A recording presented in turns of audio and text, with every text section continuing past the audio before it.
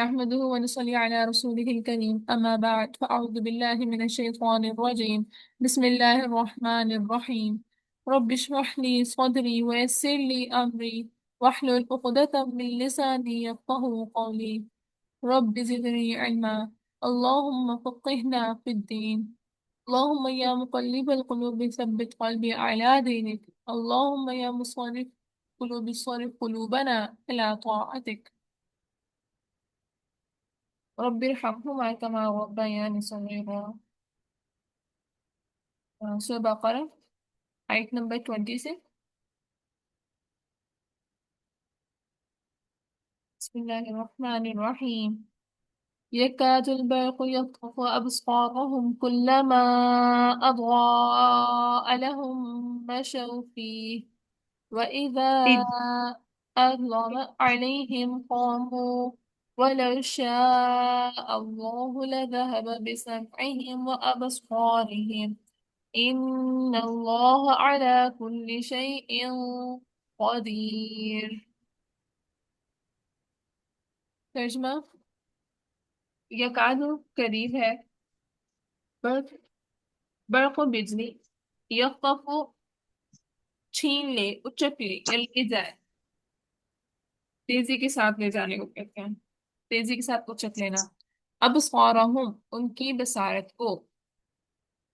ان کی نگاہوں کو، کلما جب کبھی، اضاء لہم اس نے روشن کیا ان کے لیے،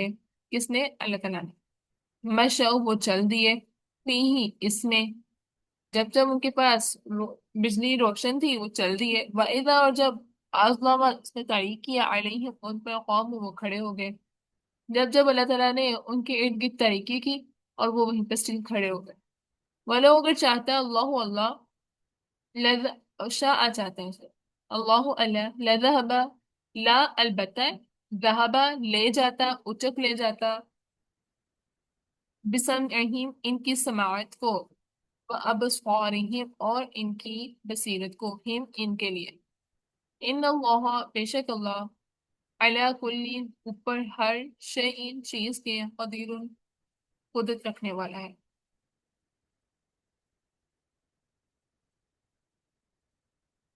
اسلام میں جب جب بھی کامیابی آئی،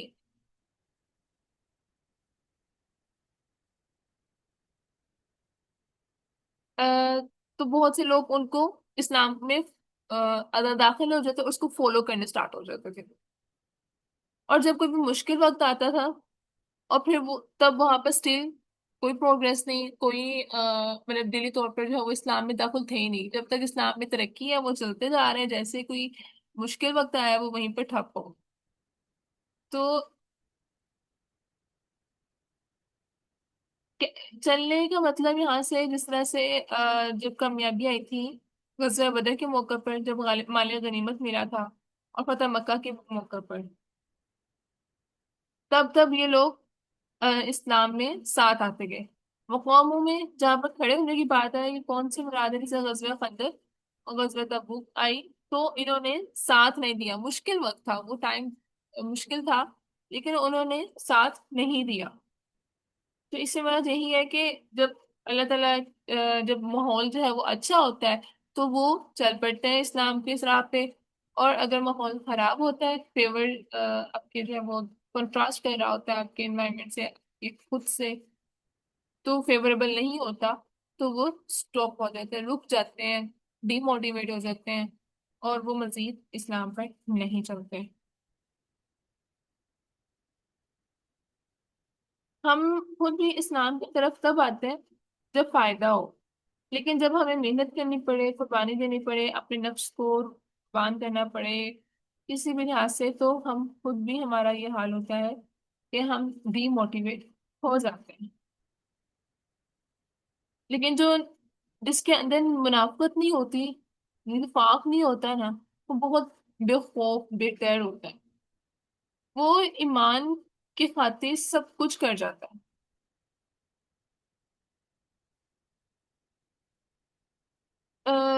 یہاں جب یہ منافقت کے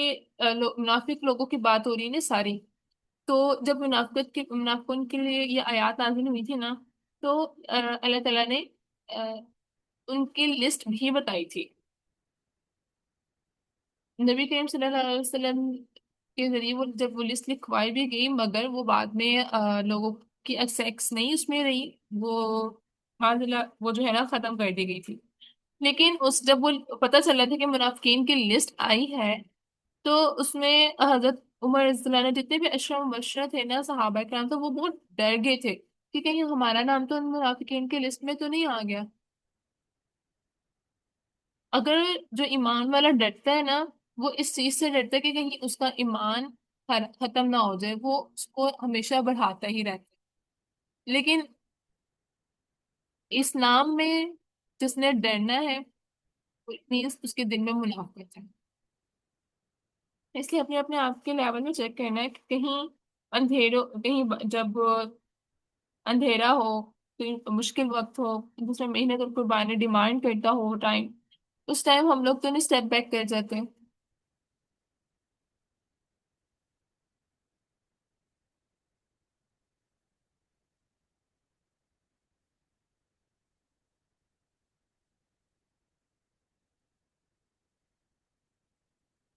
يا أيها الناس اعبدوا ربكم الذي خلقكم والذين من قبلكم لعلكم تتقون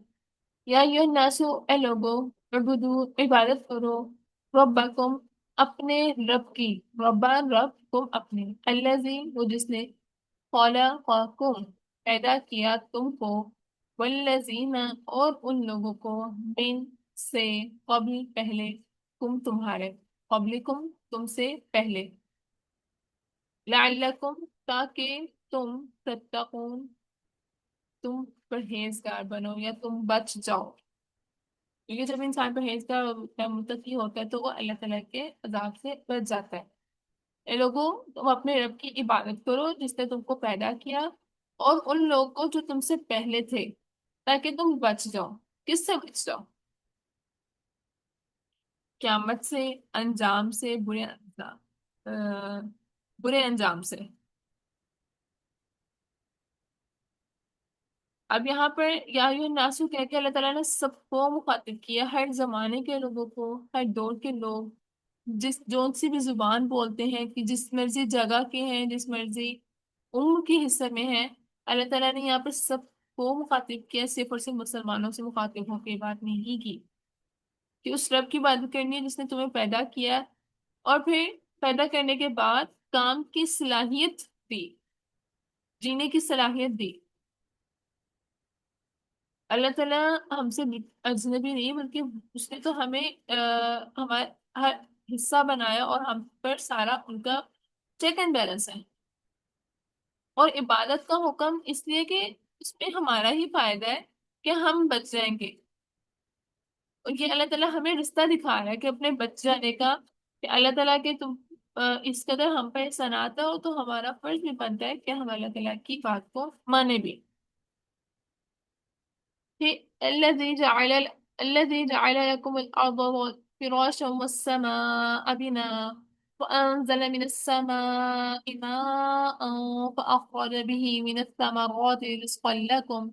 فلا تجعلوا لله أندادا وأنتم تعلمون الذي وہ جس نے جعل بنایا لا کے لیے کم تمہارے لیے ارضا زمین کو فراشن فرش بچھونا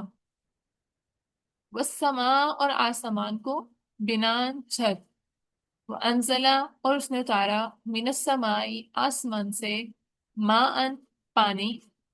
فاخرجا فا کا مطلب ہوتا ہے پھر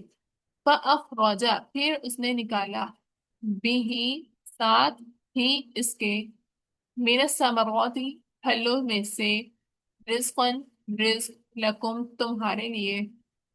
فلا اچھا یہاں پر رزق ہے نا پھلوں میں سے ایک رزق وہ جو ہم کھاتے ہیں ایک رزق وہ جو ہم کماتے ہیں ہمارے سورس آف انکم لکم تمہارے لیے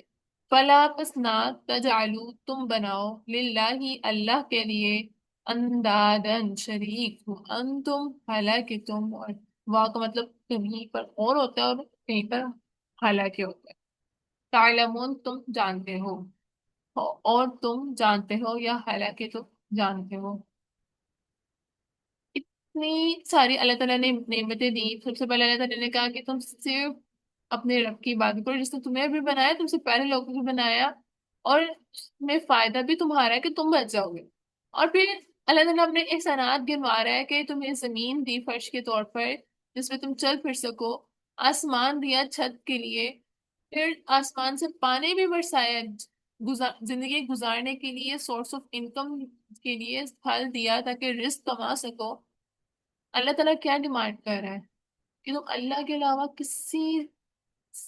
کو شریک ٹھہرانا نہیں ہے.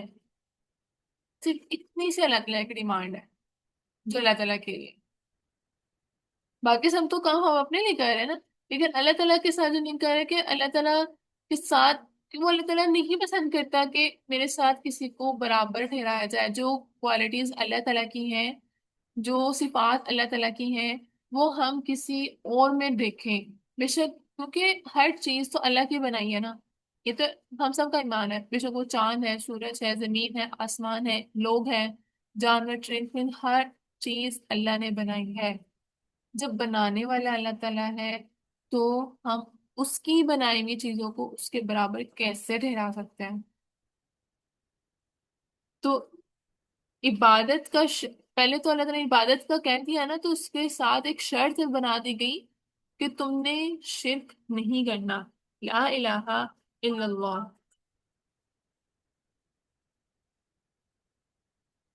ہمارے روٹین میں ہم اللہ تعالیٰ کو تو ایک مانتے ہیں, نبی کریم صلی اللہ علیہ وسلم کو آخری نبی بھی مانتے ہیں, لیکن بعض دفعہ ہمارے ڈائلاگس میں شرک والے کلمات آ جاتے ہیں. فار ایگزامپل جیسے ہم کہہ دیتے ہیں کہ ڈاکٹر نہ ہوتا تو یہ اس نے مر جانا تھا, فلاں ڈاکٹر نہ ہوتا, فلاں ڈاکٹر نے اس کی جان بچائی ہے. یا ہم لوگ کوئی اینیمل وغیرہ کوئی ہوتا ہے, تو جیسے فار ایگزامپل کسی نے ڈاگز وغیرہ رکھے ہوتے ہیں, تو کوئی ڈاگ سیفٹی کے لیے لوئل ہے, ٹھیک ہے, ان کو گھروں کے باہر رکھا جا سکتا ہے, اندر نہیں. بٹ یہ کہہ دینا کہ فلانا ہوتا تو ہمارا جو نقصان بہت زیادہ ہو جانا تھا, ہم ہمارے منہ سے یہ کلمات نکل جاتے ہیں. تو کوشش کرنی ہے کہ ایسے کلمات ہمارے منہ سے نہ نکلے, کیونکہ اللہ تعالیٰ کو نہیں پسند کہ اس کے ساتھ اس کی جو کوالٹیز ہیں, جو کیونکہ جو حکم ہو رہا ہے نا, ایون ہم لوگ سانس بھی لے رہے ہیں اللہ تعالیٰ کے حکم سے لے رہے ہیں, ہم پڑھ بھی رہے ہیں اللہ کے حکم سے لے رہے ہیں. تو کسی انسان نے اگر آپ کی ہیلپ کی ہے, ڈاکٹر کو اللہ تعالیٰ نے اگر وسیلہ بنایا ہے, تو وہ اللہ کے حکم سے بنا ہے, اس کا آپ نے شکریہ ادا کرنا ہے. لیکن سب سے پہلے اللہ تعالیٰ کا, کہ اللہ تعالیٰ نے آپ کو ہمیں وسیلہ بنا کے بھیجا, کیونکہ مانگنا تو اپنے اللہ تعالیٰ سے. ڈاکٹر تو ہزاروں ہیں, آپ کس کس ڈاکٹر کے پاس جا کے جو ہے وہ پوچھو گے کہ جی آپ ہماری ہیلپ کر دیں. نو ون ڈائریکٹلی آپ کو ہیلپ کرنے نہیں آئے گا. اللہ تعالیٰ نے ہی کسی کے دل میں ڈالنا ہے اور وہ آپ تک پہنچے گا. دیٹ از دا وسیلہ. ہم خود سے نہیں کسی کو سلیکٹ کر سکتے ایز اے وسیلہ. ہم ہمارے گھر میں ہمارے باپ فادر ہیں ہماری کفالت کے لیے, بٹ ڈو یو تھنک کہ ہمیں اگر کوئی چیز چاہیے ہوتی ہے, فور ایگزامپل ہمارے اکثر ہوتا ہے کہ پاکٹ منی ختم ہو گئی ہے, پتا ہے کہ وہ بابا سے نہیں مل رہے, تو کوئی نہ کوئی چانس اللہ تعالیٰ اور سبب بنا دیتا ہے اور ہمیں پیسے مل جاتے ہیں. What was that? کیا ہم نے کسی کو وسیلہ بنایا تھا؟ نہیں, اللہ تعالیٰ نے تو خود بنا کے بھیجا نا وسیلہ. تو مانگنا اللہ تعالیٰ سے ہی ہے, وسیلہ بنانا اللہ تعالیٰ کا کام ہے. دلوں میں ڈالنا ہے, کیونکہ ہم دلوں میں چیز نہیں ڈال سکتے, اور ہم کسی سے پوچھیں گے, سوال کریں گے, ہاتھ پھیلائیں گے, وہ ہمیں دھتکار بھی سکتا ہے. اور self respect is the first. اللہ تعالیٰ بھی نہیں چاہتا کہ میرے بندے کی سیلف ریسپیکٹ ہرٹ ہو, کیونکہ جو اللہ تعالیٰ خود کسی کے دل میں ڈال کے بھیجے گا نا, تو اس کا بھی ایمان کا لیول اور ہوگا. تبھی تو اللہ تعالیٰ نے اس کو بھیجا ہے, اس کو پاس بنا کے آپ کے لیے بھیجا ہے. اس کے لیے دعا کرنی ہے, صرف اس کو کہتے ہیں نا کہ خدا نہیں سمجھ لینا ہے کہ اس کے شان میں آپ اتنی تعریفیں کر دو, اتنا آپ اس کا احسان مند ہو. جو احسان مند ہونا ہے اللہ تعالیٰ کے آگے, سجدوں کے شکر ادا کرنے, نوافل ادا کرنے, صدقہ خیرات دینا, اور اللہ تعالیٰ کے مزید قریب ہو جانا, اور اس کی عبادت کر کے. اللہ آپ نے اتنی بڑی ہم پر نعمت کی کہ ہمارے رشتے دار یا جو بھی ہمارا نقصان تھا آپ نے بچا لیا, تو اللہ تعالیٰ ہم آپ کا شکر ادا ہی نہیں کر سکتے. جتنا شکر آپ نے کسی کو کیونکہ انسان ہے، اس کو کیسے ہم لوگ تھینک فل کر سکتے ہیں، احسان اس کا ہم لوگ کہتے ہیں، کیا کہتے ہیں اس کو، ہم کس طرح سے اس کے لیے تھینک فل ہوتے ہیں؟ اس کے لیے گفٹس لے کے جائیں گے، اس کی تعریفیں کریں گے، یا زیادہ سے زیادہ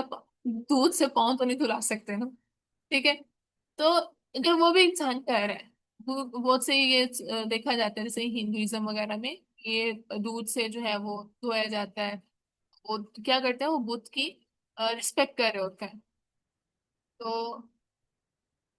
اٹس بدھ تو کچھ بھی نہیں کر سکتا نا، وہ بھی ایک انسان کا بنایا ہوا ہے۔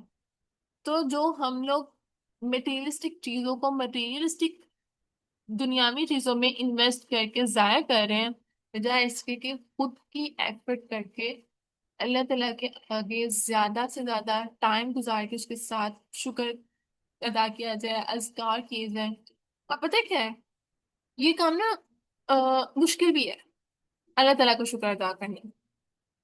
کہ مشکل کیوں ہے؟ اس میں ہماری ایفرٹ ریکوائر ہے کہ آپ کو اٹھ کر وضو کر کے نماز پڑھنی ہوگی، اور یہ کام نا صرف آپ کے اور اللہ تعالیٰ کے درمیان ہوگا، کوئی تھرڈ پرسن بھی نہیں دیکھ رہا۔ ہمارے بہت سے کام نا جب کوئی تھرڈ پرسن دیکھ رہا ہو تو وہ خود بخود نا اس میں گرومنگ آ جاتی ہے، نہ چاہتے ہوئے نا آپ اس کو اچھا کرنے کی کوشش، ایون آپ نماز پڑھ رہے ہو، کوئی پاس آ گیا نا تو ایک وقت کے لیے آپ کا جو ہے نا وہ اگر تو نہیں ہوتا ہے تو پھر بہت اچھی بات ہے، لیکن آپ کے نماز میں تھوڑا سا فرق آتا ضرور ہے، آپ تھوڑا سا اور ایکٹیو ہو جاتے ہو، لیکن جب وہ صرف آپ اور اللہ تعالیٰ ہوتے ہیں نا، پھر ہم تھوڑے کیئر لیس بھی ہو جاتے ہیں کہ اللہ تعالیٰ ہی ہے، مطلب روز ہی پڑھتے ہیں، اللہ تعالیٰ کا شکر ادا کرنا ہے، اللہ تعالیٰ دلوں کا حال جانتے ہی ہیں، اللہ تعالیٰ میرے دل کو جانتے ہیں میں کتنا شکر گزار ہوں، لیکن جب لوگوں کی بات آتی ہے ہم ان کو بائی ایکشن دکھانا چاہتے ہیں۔ اللہ تعالیٰ بائی ایکشن دیکھنے کے زیادہ ڈیزرو نہیں کرتے، اللہ تعالیٰ اس چیز کو زیادہ ڈیزرو کرتے ہیں کہ ہم بائی ایکشن، بائی نیت سے بھی، زبان سے بھی، ہر چیز سے سب سے پہلے اللہ تعالیٰ کو شو آف کروانا ہے، ہم نے اللہ تعالیٰ کو کروانا ہے شو آف، کیونکہ بھی دل میں خیال ہے نا کہ ہم کتنی لوگوں کو تو نہیں شو آف کروا رہے ہیں، سب کچھ بند کر کے، اپنا ارد گرد بند کر کے، وہ جو چیزیں سب کچھ کرنے کا دل کر رہا تھا نا، اور آپ کو ڈر لگ رہا تھا کہ یہ شو آف تو نہیں ہو رہا لوگوں کے لیے، وہ سب آپ اللہ تعالیٰ کے لیے کریں، اللہ تعالیٰ کے ساتھ بالکل ایسا تعلق بنائے جیسے ایک لاڈلا سا بچہ، اور اس کا ماں اس کی نخرے دیکھ رہی ہوتی ہے، سب کچھ، تو بالکل ویسے نا ایک مزے کا اللہ تعالیٰ کے ساتھ تعلق ہونا چاہیے کہ اللہ تعالیٰ جی اب دیکھ لینا، آپ میں نے آپ نے میرے لیے اتنا سب کچھ کیا، اتنا سب کچھ کیا، میں تھینک یو آپ کا بہت زیادہ، ایسے ہی آپ میرے پہ نعمتیں قائم رکھنا، کوئی بات اگر ٹائم لگ رہا ہے، دعا قبول نہیں ہو رہی، تو اللہ تعالیٰ آپ بہتر جانتے ہیں، مجھے پتا ہے کہ آپ جو بھی میرے حق میں کریں گے وہ بہت بہتر کریں گے، مطلب جو بھی آپ کے دل کی کیفیت ہے نا، جب جس طرح اپنے فرینڈس، اپنے پیرنٹس یا اپنے جس سے کمفرٹ زون میں آپ بات کرتے ہیں، اسی طرح سے اللہ تعالیٰ کے ساتھ بات کرنی ہے۔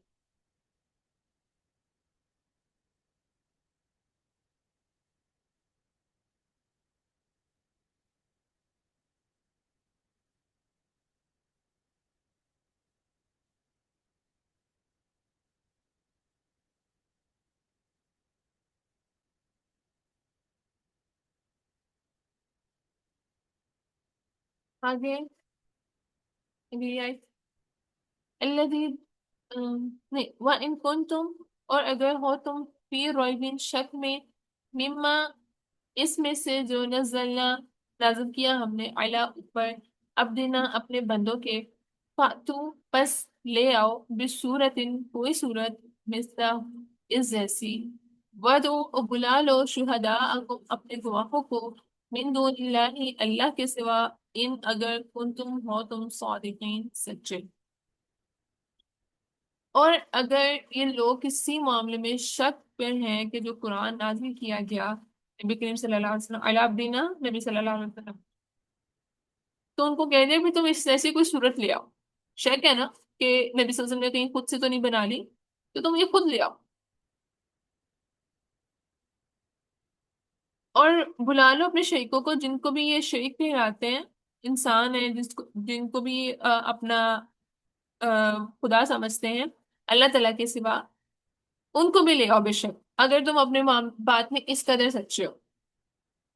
اس کتاب میں نا تھوڑا سا کتاب کا تعارف بھی ہے کہ ہدایت کے لیے کتاب کے ساتھ ساتھ استاد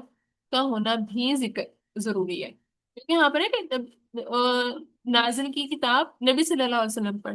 تو کتاب پہ بھی شک کرتے تھے اور نبی کریم صلی اللہ علیہ وسلم پر بھی شک کرتے تھے، ان کی تعلیمات پر بھی۔ تو ہدایت کے لیے صرف کتاب کا ہونا نہیں بلکہ ایک استاد کا ہونا بھی ضروری ہے۔ عربوں کو یہاں پہ عربوں کو کہا گیا تھا کہ وہ سورت لے آئے۔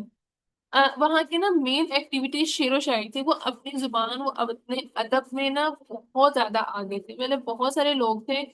جو اپنی زبان، جیسے یہاں پر اردو میں مرزا غالب ہیں یا اشفاق احمد ہیں، تو اسی طرح سے وہاں پہ عربوں میں بہت لوگ جو ہے نا عربی زبان میں بہت ماہر تھے۔ ایون کہ تین لوگوں نے کوشش بھی کی تھی کہ کوئی ایک سورت کوئی آیت بنا لائیں، مگر یہ تو قرآن پاک اللہ تعالیٰ کا معجزہ ہے، وہ کچھ بھی قرآن پاک کے مقابلے میں چیز نہیں لا سکے تھے۔ اور جو ابو جہل تھا نا، وہ اس کی بھی کفر کی سب سے بڑی وجہ یہ مقابلہ بازی ہی تھی، وہ اس چیز کو ایکسپٹ نہیں کرتا تھا، وہ شک کرتا تھا اس پہ۔ یہ خود بھی ان لوگوں میں سے تھا جس کی عربی زبان میں جو مہارت ہے وہ بہت زیادہ تھی، اور وہ بھی اس مقابلے میں آیا تھا، بٹ نہیں بنا سکا۔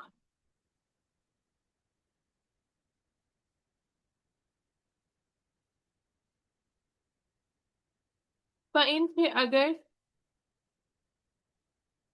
لم نہیں تفعلوا تم نے کیا، پھر اگر نہ تم تفعلوا تم کر سکو، ولن اور ہرگز نہیں تفعلوا تم کر سکو گے، فتقو تو بچو نارو آگ سے، التی وہ جو وقودها ایندھن اس کا ناس لوگ ہیں، والحجار اور پتھر ہے، اور عدت تیار کی گئی ہے للکافرین کافروں کے لیے۔ اور ان کو جب یہ چیلنج تو کر دیا گیا، لیکن اللہ تعالیٰ نے یہ بھی کہہ دیا اگر تم نہ کر سکو اور ہرگز تم کر بھی نہیں سکتے، تو اس لیے کیا ہے کہ تم بچ جاؤ آگ سے جس کا ایندھن انسان اور پتھر ہے، پتھر وہ جو بدھ کے پتھر ہیں،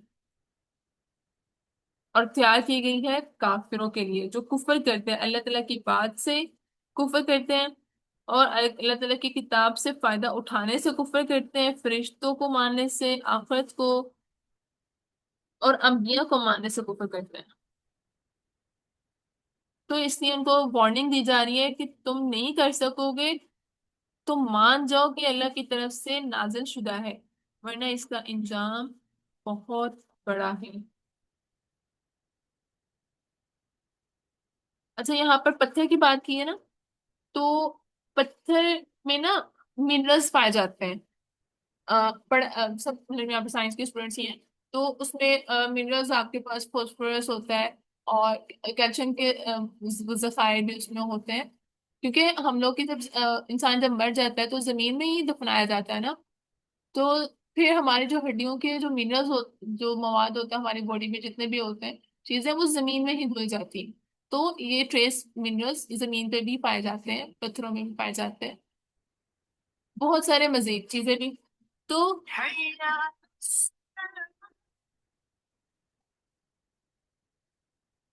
تو اسی طرح جہاں پہ پتھر کی بات کی ہے نا، تو وہ انسان کا اپنا وجود، اس میں بھی وہ منرلز موجود ہیں جو زمین میں منرلز موجود ہیں۔ تو جو اگر ہم کہہ سکتے کہ ہم کہیں کہ پتھر کو آگ نہیں لگنی، تو اللہ تعالیٰ کے حکم سے پتھر بھی ایک ایندھن ہوگا، اور جو انسانی ہڈیاں ہیں وہ بھی ایندھن ہی ہوں گی وہاں پر۔ اللہم انی اعوذ بک من عذاب جہنم، اللہم اجرنا من النار۔ ایسے کبھی آخرت کے بارے میں کوئی آیت سنے تو اسی وقت آخرت سے اور آگ سے پناہ مانگی جائے۔ آج کے لیے نہیں، اس کی طرف آ جاتے ہیں، نماز کی طرف۔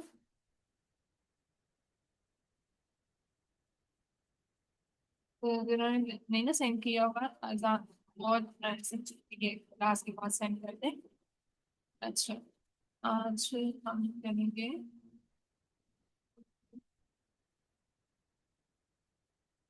کل ہم نے پڑھا تھا اذان کے بعد کی دعا۔ اقامت میں تھوڑا سا ڈفرنس ہوتا ہے، وہ قد قامت الصلاۃ بولتے ہیں، تو اس میں بھی مطلب ہم لوگ کو اس طرح سے جواب نہیں دینا ہوتا. بٹ یہ حدیث ہے سنت مسند احمد کی حدیث نمبر 9 ہے. اذان اور اقامت کے درمیان دعا رد نہیں ہوتی، بس تم دعا کرو. اس ٹائم پہ لازمی دعا کرنی چاہیے کہ کیا جب مسجد میں اقامت اگر آپ کو گھر مسجد کے پاس ہے تو اقامت کی آواز آ جاتی ہوتی ہے، یا خود بھی پتا ہوتا ہے کہ اچھا یہ 15 منٹ کے بعد اذان کا ٹائم ہے اور نماز کا ٹائم ہے، تو اذان سے اس نماز کے درمیان اپنی دعا مانگ لیا کریں. پھر صف بندی کس طرح ہو؟ صحابہ کرام رضی اللہ عنہ نماز ادا کرتے وقت کندھے کے ساتھ کندھا اور پاؤں کے ساتھ پاؤں ملا کر کھڑے ہوتے تھے، اور صف بندی میں مبالغے سے کام لیتے تھے. مبالغہ ہوتا ہے بڑھ چڑھ کر ایک چیز کو ایکسیڈ کر جانا، تو وہ بہت بڑھ چڑھ کر اس میں صف کے معاملے میں کام لیتے تھے. سیدنا انس اور نعمان بن بشیر رضی اللہ عنہ کی حدیث میں کندھے سے کندھا اور پاؤں ملانے کی وضاحت موجود ہے. کون سی حدیث ہے یہ؟ حدیث نمبر 725 صحیح بخاری کی. صف درست کرنا اور اقامت سلام میں سے ہے، مطلب نماز قائم کرنا کے جو سٹیپس ہیں ان میں سے آتا ہے صف درست کرنا. سیدنا انس رضی اللہ عنہ سے روایت ہے کہ نبی صلی اللہ علیہ وسلم نے فرمایا اپنی صفیں درست کرو، بے شک صفوں کا درست کرنا اقامت صلاۃ میں سے ہے. صحیح بخاری حدیث نمبر 723. اپنی نماز کو جب اگر باجماعت نماز ہو رہی ہے تو ایک مکمل طور پر صف بنانی چاہیے، پاؤں سے پاؤں اور کندھے سے کندھا. اس طرح نعمان بن بشیر رضی اللہ عنہ سے روایت ہے کہ رسول اللہ صلی اللہ علیہ وسلم نے فرمایا تم ضرور ہی اپنی صفوں کو درست کر لو، ورنہ اللہ تمہارے چہروں کے درمیان مخالفت ڈال دے گا. صف کا صحیح بخاری کی حدیث نمبر 717. مطلب یہ صرف اور صرف نماز کا قائم کرنے کا حصہ ہی نہیں، بلکہ اس کو اگر نہ کیا جائے تو اس کا انجام بھی برا ہے کہ اللہ تعالیٰ ہمارے درمیان مخالفت ڈال دے. چہروں کے درمیان ہے نا، تو ہمارے آپس میں اور ہمارے جو آپس میں ایک دوسرے کے ساتھ جب ہم لوگ مل کے کھڑے ہوتے ہیں نا، کیوں کہتے ہیں شیک ہینڈس کریں؟ کیونکہ ہمارے دل میں وہ کوئی بات ہے تو وہ ختم ہو جائے. اس طرح نماز کے ٹائم پر جب ہم ایک دوسرے کے ساتھ بالکل جڑ جائیں گے نا، کندھے کے سندھا، اور یہ ایک نا وائبز ہوتی ہیں ہماری باڈی سے بھی ٹرانسفر ہوتی ہیں. پھر آپ نا تھوڑا سا خود بھی کوئی ناراضگی ہے یا آپ کو وہ ساتھ والا انسان پسند نہیں ہے کسی معاملے میں، یا کوئی نیگیٹیوٹی تھی آپ کے دل میں اس کے بارے میں، تو وہ چیز کم ہو جاتی ہے. تو وہ مخالفت کا جو آپ ہمارے درمیان وائبز ہوتی ہیں وہ کم ہو جاتی ہیں. پھر سیدنا عبداللہ بن عمر سے روایت ہے کہ صلی اللہ علیہ وسلم نے فرمایا صفوں کو قائم کرو اور کندھوں کو برابر کرو، شگاف بند کرو. شگاف ہوتا ہے کوئی سوراخ، کوئی ڈسٹنس، کوئی سوراخ بیچ میں نہیں رہنا چاہیے. اور اپنے بھائیوں کے ہاتھوں میں نرم ہو جاؤ، اور شیطان کے لیے خالی جگہ نہ چھوڑو. اور جو شخص صف کو ملائے گا اللہ تعالیٰ اسے ملائے گا، اور جو شخص صف کو کاٹے گا اللہ بھی اس کو کاٹے گا. اس لیے جب کبھی باجماعت نماز پڑھنے کا موقع ملے تو کوشش کرے درمیان میں فاصلہ نہیں ہو، کیونکہ اس کا انجام اللہ تعالیٰ نے کہہ دیا. اگر جگہ نہیں چھوڑی، سب ملا لی، تو اللہ تعالیٰ ہمیں بھی ملائے گا، اور اللہ تعالیٰ ہمیں مسلمانوں میں اتحاد ہی رکھے. اور جو شخص سب کو کاٹے گا اللہ اس کو بھی کاٹے گا. مطلب صف میں شگاف نہیں آنے دینا، سوراخ، جگہ، سپیس نہیں آنے دینی، ورنہ شیطان کے لیے وہ جگہ ہو جاتی ہے. اور پھر کہتے ہیں نا کہ ہم نماز کے درمیان ہماری اٹینشن جو وہ خراب ہو جاتی ہے. تو باجماعت نماز کے لیے یہ بھی ٹپ ہے کہ اگر آپ نے صف بندی اچھی کی ہے تو شیطان نہیں آ سکتا وہاں پہ.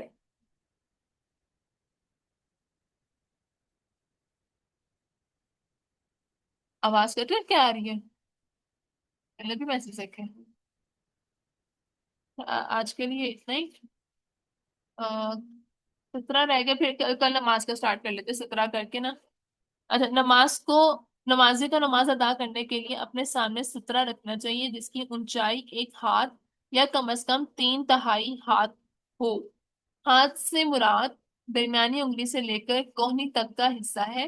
اور سترے کے قریب کھڑے ہو کر نماز ادا کرنی چاہیے۔ نبی کریم صلی اللہ علیہ وسلم نے فرمایا جب تم میں سے کوئی آدمی سترے کی طرف نماز پڑھے تو اس کے قریب ہو جائے تو شیطان اس کی نماز نہیں توڑے گا۔ حدیث نمبر 691، ابو داؤد کی حدیث ہے۔ اور نمازی کے آگے سے گزرنا گناہ ہے۔ نبی صلی اللہ علیہ وسلم نے فرمایا نمازی کے آگے سے گزرنے والا اگر جان لے کہ اس کا گناہ کس قدر ہے تو بہتر ہے کہ اس کے لیے وہ 40 تک ٹہر جائے۔ جنہوں نے حدیث روایت کی ہے ان کا کہنا ہے کہ یہ نہیں جانتا کہ آپ نے 40 دن کا، مہینے کا یا سال کا مانا۔ 40 منٹ بھی ہونا تو وہ بھی بڑی بات ہوتی ہے۔ تو مطلب اس قدر عذاب ہے کہ وہ اس کو بہتر سمجھے کہ وہ اس کو اگر 40 دن بھی رکنا پڑے، 40 مہینے یا 40 سال بھی رکنا پڑے تو وہ رک جائے اور اس کی نماز کے آگے سے نہ گزرے۔ صحیح بخاری کی حدیث ہے 510۔ کسی ایک حدیث میں آتا تھا مطلب آیا ہوا ہے کہ یہاں پر 40 سال مراد ہے، اور ایک جگہ ایک اور حدیث میں آتا ہے کہ نمازی کے آگے سے گزرنے والا شیطان ہے، نمازی اس کو حالت نماز میں روکے۔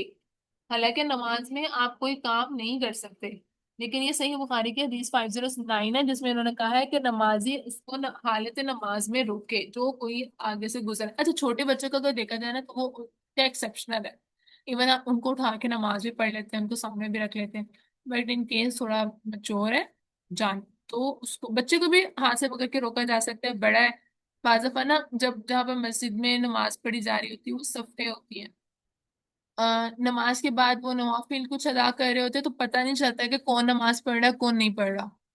تو انسان اپنے دھیان میں بچتا بچتا کہیں نہ کہیں کسی کے آگے سے، کیونکہ پچھلے تیسری صف میں کوئی پڑھا ہوگا، اگلے دو صف میں سے تو انسان گزر نہیں سکتا، لیکن اگلی دو صف میں گزرنے والا کوئی نظر نہیں آتا کہ پچھلی تیسری چوتھی یا پانچویں صف میں کوئی بیٹھا ہوا ہے نماز پڑھ رہا ہے، تو یہ تھوڑا جو ہے وہ ذرا مشکل ہو جاتا ہے۔ اور ان کیس اگر آپ کے سامنے ہی سے گزر ہے تو آپ اس کو روک لو، اور بہتر ہے کہ آپ نے آگے سترہ رکھ لیا جائے، کوئی سٹول کوئی بھی بک چیز۔ اچھا میں نے نا سترہ میں ہی دیکھا تھا کہ ایک آنٹی تھی، انہوں نے سٹول آگے رکھا، ان کے چار پائے ہوتے ہیں نا، تو جو ایک پایا تھا نا انہوں نے بالکل اس کے آگے رکھا جہاں پہ آپ نے سجدہ کرنا ہے، تو سجدے کے آگے جو ہے نا کہ کوئی چیز نہیں ہونی چاہیے، سترے کو تھوڑا سا کوئی لیفٹ رائٹ آپ کے سجدے سے ہونا چاہیے، کیونکہ سجدہ ہمارا اللہ تعالیٰ کے لیے ہو رہا ہے، وہ ایک جسٹ ایک بیریئر ہے کہ اس کے آگے سے کوئی گزر نہیں سکتا، ہمارے اللہ تعالیٰ کے ساتھ کنیکشن بلڈ ہوا ہوا ہوتا ہے نماز کے دوران، ہم اللہ تعالیٰ کے ساتھ ڈائریکٹ بات چیت کر رہے ہوتے ہیں تو کوئی کسی کا رائٹ نہیں کہ وہ وہاں سے گزر جائے، اور یہ ہم نے لمٹ رکھ دی سترے کی کہ یہ اس سے آگے کوئی گزرے نہیں، ہمارا اللہ تعالیٰ کے ساتھ کنیکشن بلڈ ہے۔ ٹھیک ہے، کل سے انشاءاللہ نماز اسٹارٹ ہو جائے گی، اس سے پہلے والے سارے احکامات ہو گئے ڈن۔ سبحانک اللہم بحمدک اشہد ان لا الہ الا انت استغفرک و اتوب الیک۔ سبحان ربک رب العزت عما یصفون وسلام علی المرسلین والحمد للہ رب العالمین۔